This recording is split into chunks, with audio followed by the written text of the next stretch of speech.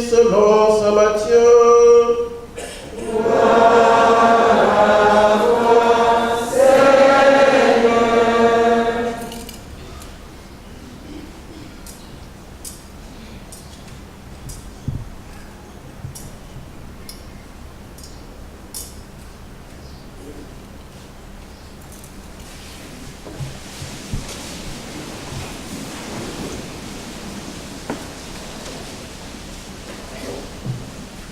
Jésus parlait à ses disciples de sa venue. Quand le Fils de l'homme viendra dans sa gloire et tous les anges avec lui, alors il siégera sur son trône de gloire. Toutes les nations seront rassemblées devant lui. Il séparera les hommes les uns des autres, comme le berger sépare les brebis des chèvres. Il placera les brebis à sa droite et les chèvres à sa gauche. Alors le roi dira à ceux qui seront à sa droite, « Venez les bénis de mon Père. Recevez en héritage le royaume préparé pour vous depuis la création du monde. Car j'avais faim et vous m'avez donné à manger. J'avais soif et vous m'avez donné à boire. J'étais un étranger et vous m'avez accueilli. J'étais nu et vous m'avez habillé. J'étais malade et vous m'avez visité. J'étais en prison et vous êtes venus jusqu'à moi. Alors les justes lui répondront, Seigneur, quand est-ce que nous t'avons vu? Tu avais donc faim et nous t'avons nourri. Tu avais soif et nous t'avons donné à boire. Tu étais un étranger et nous t'avons accueilli. Tu étais nu et nous t'avons habillé. Tu étais malade ou en prison. Quand sommes-nous venus jusqu'à toi?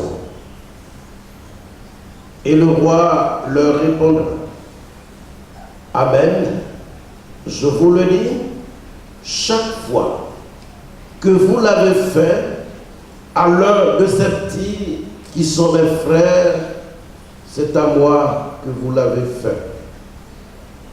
Alors il dira à ceux qui seront à sa gauche, allez-vous-en loin de moi, maudits, dans le feu éternel, préparé pour le démon et ses anges. Car j'avais faim, et vous ne m'avez pas donné à manger. J'avais soif, et vous ne m'avez pas donné à boire. J'étais un étranger, et vous ne m'avez pas accueilli. J'étais nu, et vous ne m'avez pas habillé. J'étais malade et en prison, et vous ne m'avez pas visité. Alors ils répondront eux aussi, Seigneur, quand est-ce que nous t'avons vu avoir faim et soif, être nu, étranger, malade ou en prison, sans nous mettre à ton service? Il leur répondra, Amen, je vous le dis, chaque fois que vous ne l'avez pas fait à l'un de ces petits, à moi non plus, vous ne l'avez pas fait. Et ils s'en iront, ceux-ci au châtiment éternel et les justes à la vie éternelle.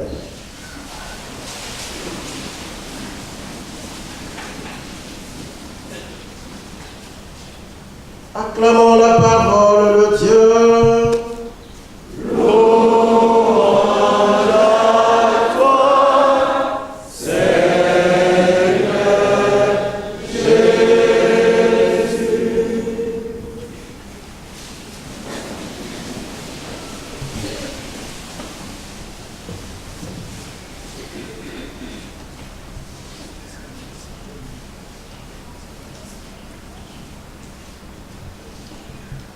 Chers frères et sœurs bien-aimés, au thème de l'année liturgique, de chaque année liturgique, et particulièrement pour cette année, de l'année liturgique A, nous célébrons le roi de l'univers. Ce roi de l'univers qui est aussi roi de l'amour universel. La parole de Dieu, depuis la rencontre dans la Genèse entre Abraham et Melchisédek, roi de Salem, n'a cessé de parler de roi et de royauté. Le peuple d'Israël lui-même connaîtra des rois et des systèmes royaux.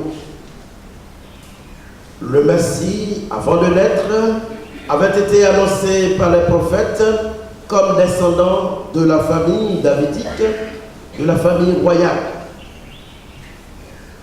Le Fils de Dieu lui-même proclamera pendant son ministère terrestre le royaume de Dieu. Qui est ce roi dont le règne n'est pas de ce monde et dont le royaume est un véritable mystère? Quels sont les sujets de ce roi et comment entrer dans son royaume?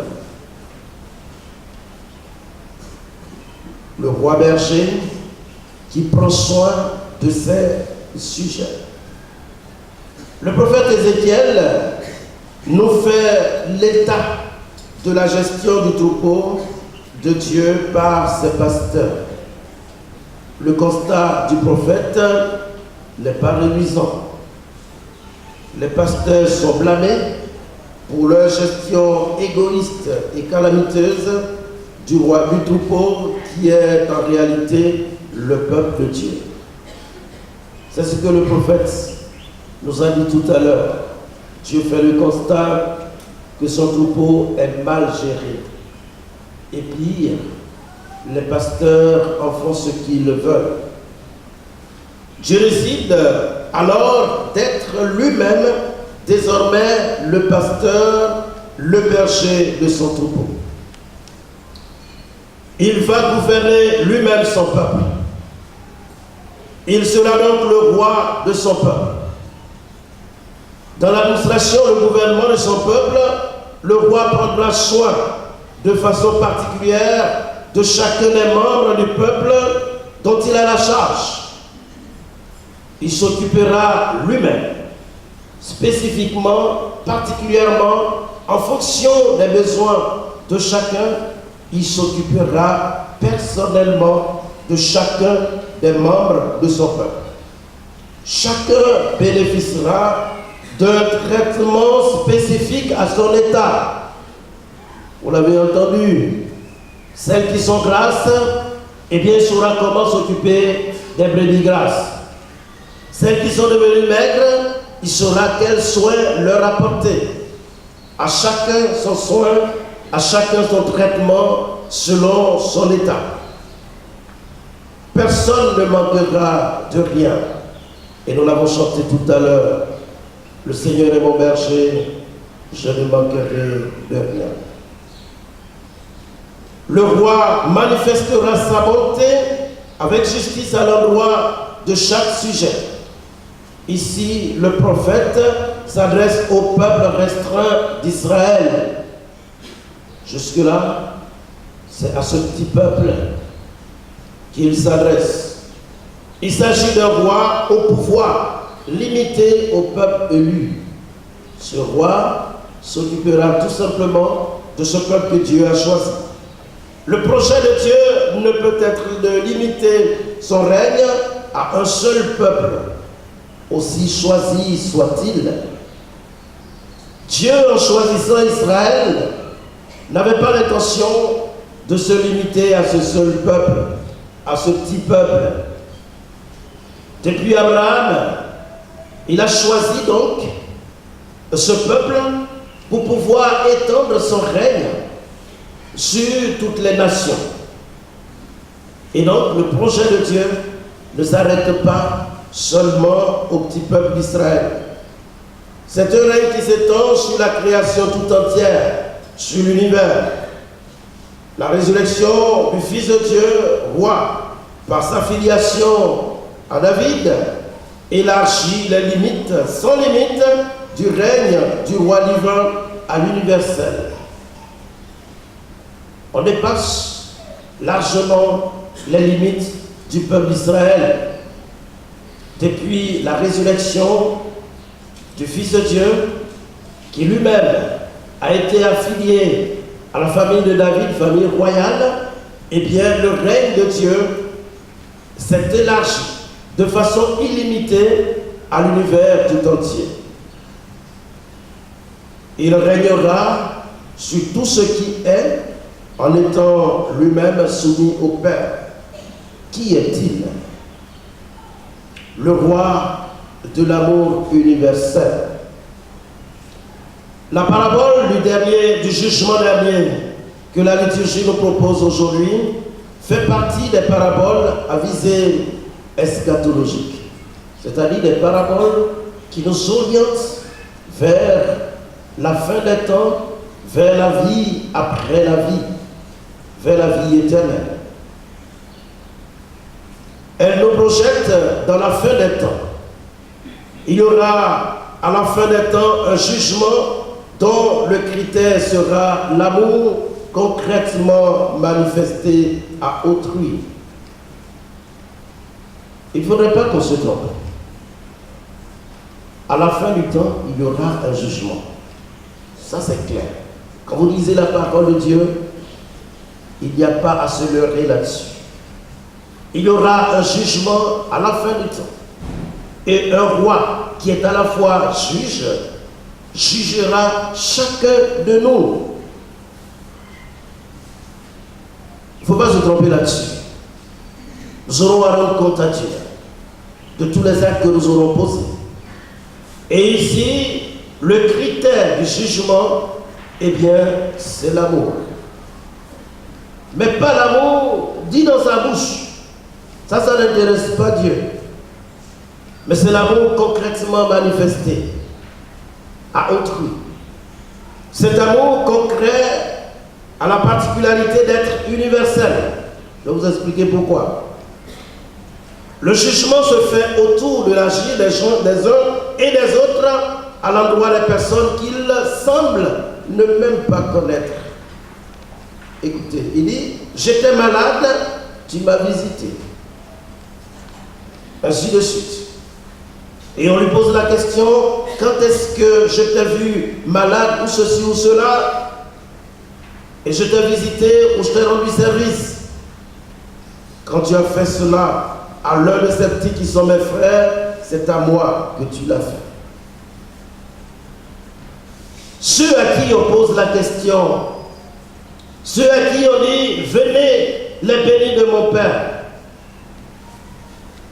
ils ne semblent même pas savoir pourquoi on leur dit de passer à droite et de recevoir le royaume qui a été préparé depuis toute éternité pour eux. Ils ne semblent même pas savoir. Qu'avons-nous fait? Pourquoi on nous met à droite? Pourquoi on nous donne le royaume? Et c'est le juge qui va leur dire, quand vous avez fait du bien à l'un de ces petits, qui sont mes frères, c'est à moi que vous avez fait ce bien. Qui sont ces petits?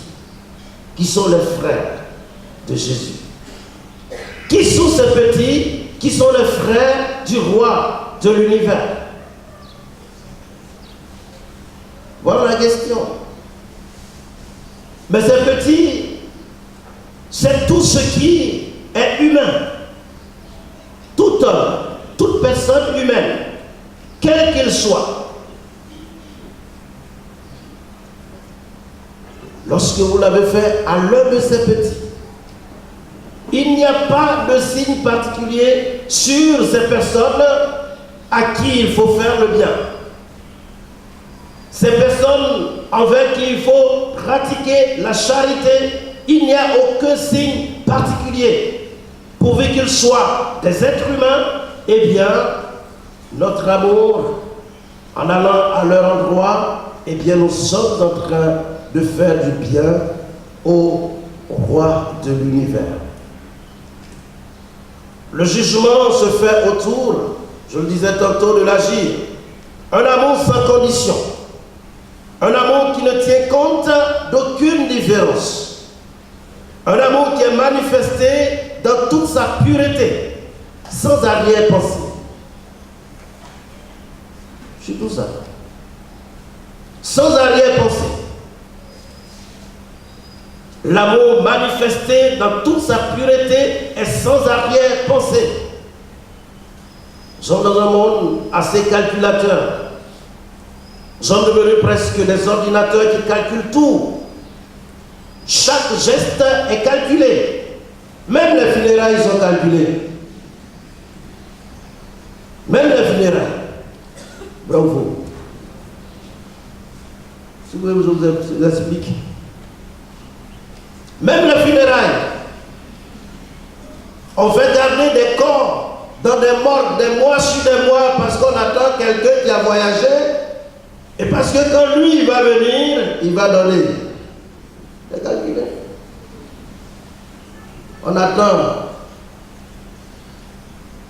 On attend que tous ses amis soient prêts à aller aux funérailles. Donc on fait attendre le corps. Parce que quand ils vont venir, ils vont miser. On attend. On calcule. Les funérailles sont calculées. Je veux de l'argent sous le dos du cadavre. Et donc il n'y a pas, aujourd'hui, pas de gestes réels. Sinon, ils sont rares ces gestes qui ne sont suivis de calculs minutieux, bien faits, parce qu'on attend de l'autre. Cet amour du roi de l'univers, mes frères et sœurs, est un amour sans arrière-pensée. La preuve, c'est que ceux qui ont fait le bien ne savent même pas. Ils ne savent même pas à qui ils ont fait le bien. Ils n'ont pas calculé dans leur tête. Moi, je vais aller faire du bien à telle personne parce que je suis sûr qu'il est capable de me le rendre. Ils ont fait du bien à des gens qu'ils ont vus qui étaient nécessiteux et ça a compté pour le jugement dernier. Tout ce qui est calculé, on en reçoit la récompense ici, mais pas là-bas. C'est un amour qui ne tient compte d'aucune religion, d'aucune ethnie, d'aucune race, classe sociale, d'aucun parti politique, etc. Un amour gratuit et pur. Un tel amour est universel. Tous les êtres humains peuvent être bénéficiaires, et tous peuvent le donner à chacun sans aucune exception. C'est cela qui est intéressant. Parce que cet amour-là n'est pas limité à une catégorie de personnes. Ceux-là, on peut les aimer. Ceux-là, on peut leur faire du bien. Ceux-là, on peut venir à leur aide. Mais ceux qui sont là, non. Ce n'est pas cela, l'amour universel. Mais ce qui est intéressant, c'est que chacun de nous, sans exception, peut manifester cet amour aussi à l'endroit de quiconque. On peut le recevoir sans restriction. On peut le donner sans restriction. Il dit, venez les bénis de mon Père. Le roi du royaume de l'amour universel s'identifie à chaque petit, chaque pauvre, chaque marginalisé, chaque misérable. Il s'identifie à toutes ces personnes. La preuve dit, lorsque vous l'avez fait à l'un de ces petits, à l'un de ces nécessiteux, c'est à moi que vous l'avez fait. Le Christ, le roi, se met dans la peau du pauvre. Le Christ, le roi, se met dans la peau du pauvre. Et je crois que sur ce, nous avons beaucoup à dire. Oui, on a beaucoup à dire parce qu'aujourd'hui, il y a une vague de prédication, de prospérité qui nie pratiquement l'existence du pauvre. Le Christ est pauvre. Dites, à tous les prédicateurs de la prospérité que le Christ est pauvre. Il a vécu pauvre. Il s'est identifié au pauvre. Dans le pauvre, il se retrouve. Maintenant, il reste à définir qui est pauvre. Je crois que nous sommes tous pauvres. Il n'y a pas quelqu'un qui est riche. On est tous pauvres. D'une pauvreté, de foi presque, presque génétique. Parce que cette pauvreté est inscrite dans notre être. Tout pécheur est pauvre.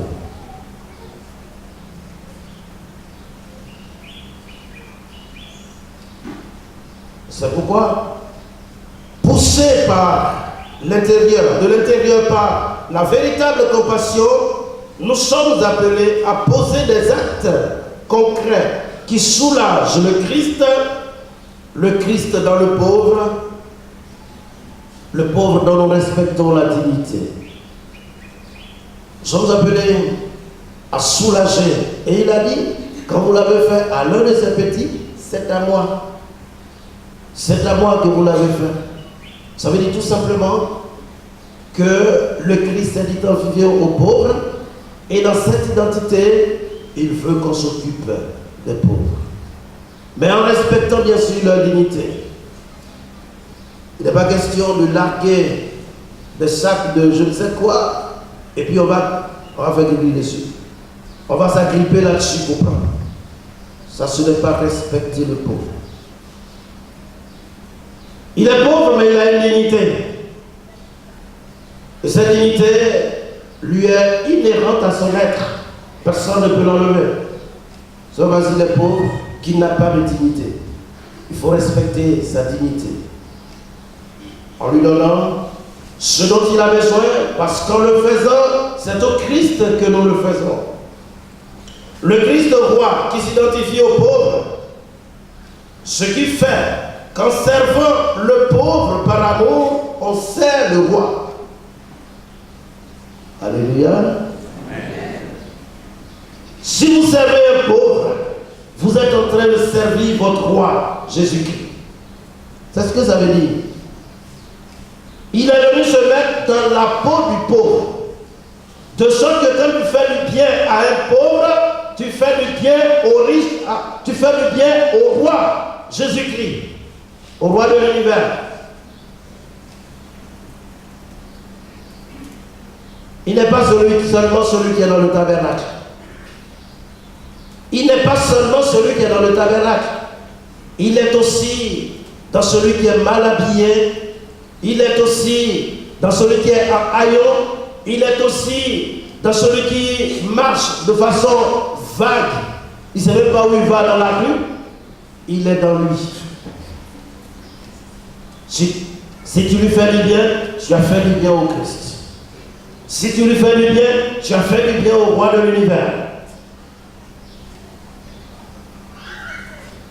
Voilà des choses qui doivent normalement bouleverser notre façon de voir le monde. Eh bien, le Christ roi qui s'identifie aux pauvres règne en se faisant serviteur de tous.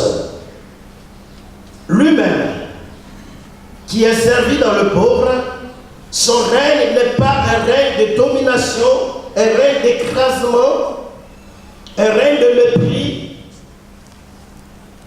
mais un règne de service. Un règne de service. Il affirme qu'il n'est pas venu dans le monde pour être servi à la manière des rois de ce monde, mais il est venu pour servir et donner sa vie en rançon pour la multitude. Voilà notre roi. Voilà notre roi. Ce roi qui n'a pas de palais royal. Ce roi dont le trône est là, la croix. Ce roi qui a tout donné et qui s'est donné lui-même. Ce roi qui est venu servir et donner sa vie pour que nous ayons à notre tour la vie éternelle. C'est ce roi que nous célébrons. Et ça doit changer notre vision du monde. Si c'est un tel roi que nous suivons, si nous sommes les sujets d'un tel roi, notre vision du monde doit être totalement renouvelée, changée. Le Christ, roi de l'univers, est celui qui lave les pieds de ses disciples. Voilà. C'est lui qui lave les pieds de ses disciples. Sa royauté est aux antipodes des royautés mondaines. Oui.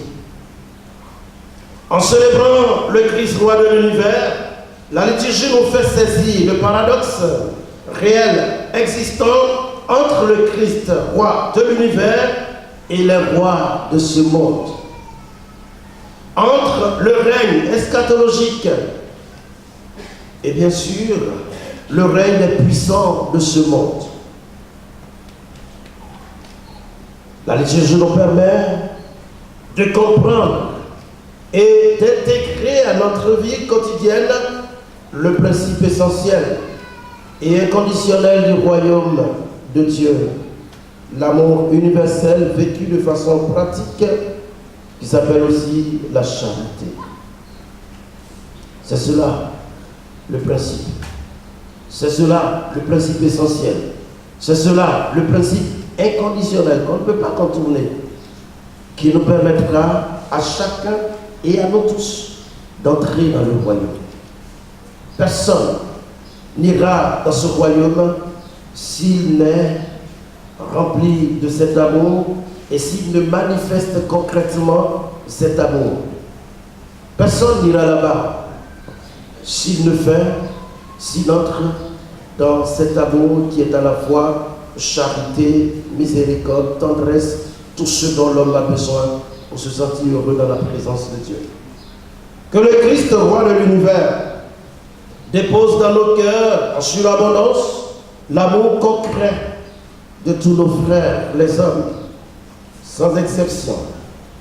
Et surtout, qu'il fasse de nous des hommes et des femmes toujours plus proches des plus pauvres, des plus démunis. Et que le roi de l'univers règne à jamais sur nos vies et dans nos cœurs. Amen.